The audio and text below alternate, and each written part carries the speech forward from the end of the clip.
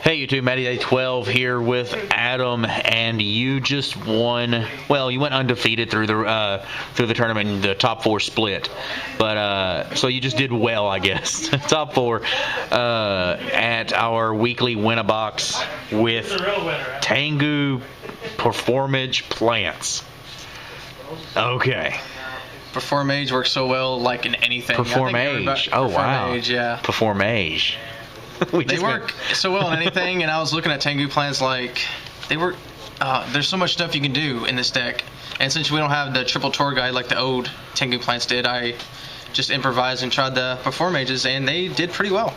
Did pretty well. Yeah. All right, let's check this out. Obviously, start with a 3-year born Tengu. Tengu.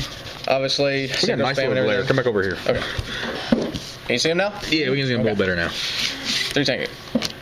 For the plant engine, I'm running double lone fire. I wanted to run 3, but there's not that many targets for one thing, and I wanted to make room for the 4 mages and everything. Okay. The 1 dandy, the 1 glow up, and the 1 Leafeon.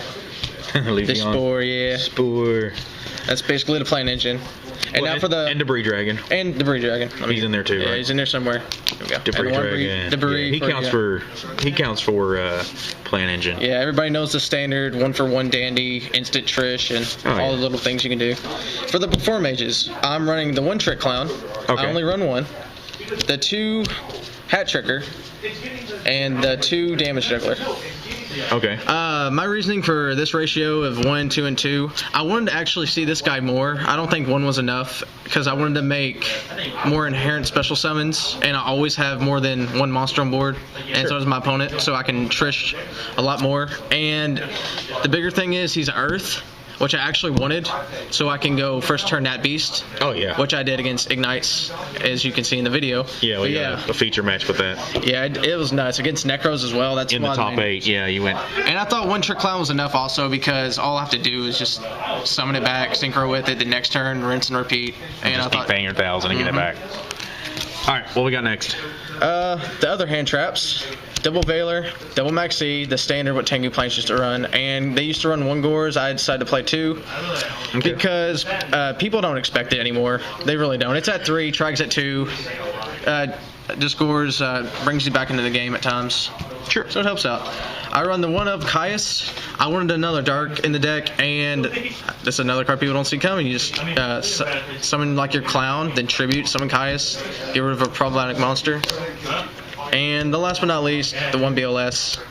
It's easy to go into, especially with the Performages, since most of them are light. Yeah. And your extra deck is also... It's all darks. Mostly darks, yeah. For the spell lineup, I'm running 2 MST to get rid of the 1-ofs, any stupid thing like emptiness, everything like that. The Devil Econ. They used to use it in Tengu plants also, but it's even greater now with the mages, and it gets around like Necros of Valkyris and other stuff like that. It just helps you more synchro plays and everything. It's like Book of Moon. It's like a great offensive and defensive card. Yeah. For the powerful 1-ofs, Raigeki, So Charge is nuts in here. Book of Moon, Foolish Burial, Mind Control, and 1-for-1. And Foolish Burial is better now because of Damage Juggler. Damage Juggler gives you Hat Tricker and another monster you can run is Mathematician. I thought about Mathematician, I didn't own any at the time, and I'm actually thinking about putting some in, at least 2. Okay. But yeah, Mathematician's a good card to put in here. And for the trap lineup, I run double breakthrough skill. This is honestly not a breakthrough. There's a lot of Shaddoll players in my locals, and I wanted to have an out to Winda, because Winda is really a big problem. And a great thing is Jin's banned, so I can play this deck freely. This is the reason why I'm playing Tengu plants to begin with. So yeah, just really fun deck. 2D Prison, same reasoning, gets rid of Winda. Yeah, because Mirror Force is fine, but Deep Prison I just want to easier out. Yeah. And for the other 1-ofs, the 1 Torrential, because it doesn't really hurt you at all. Ring of Destruction. Bottomless, and the Jar of Avarice to replace the Pot of Avarice in the main deck. Sure. But yeah, works out pretty well. It's an awful lot of traps for something playing two Gores. Yeah, but I tried to focus on most of them being chainable, like Breakthrough Skill. Because I was like, no, I'm not going to play Fiendish Chain. And Breakthrough Skill helps out a lot more when you're dumping with like things like Glow Bulb, Etruria Beast, stuff like that. You can actually benefit from it. And I've done that quite a few times today. All right. And now, extra deck. Extra deck. It's mostly all white, but I had to put some black cards in because of the before mages. But here we go. For the level 2, one formula, I was running 2, but I wanted to fit a lot more stuff. The bad thing about Tengu plants is the 15 extra deck syndrome. You can only play so much cards. Yeah. I even had to cut out YuGiOh and Armory Arm, stuff like that, level 4s and 6s because of it.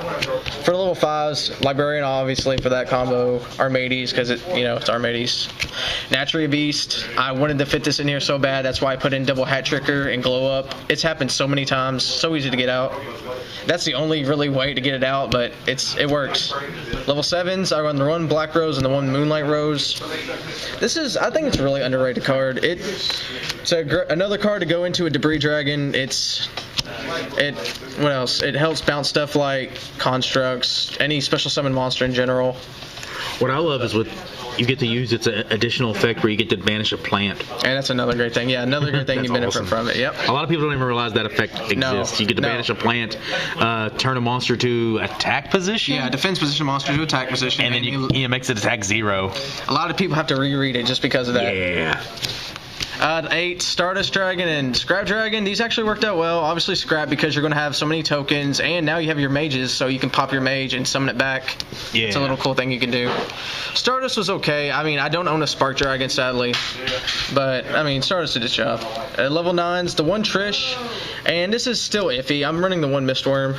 I decided to put this in here because playtesting, I've noticed I've been going to level 9s a lot.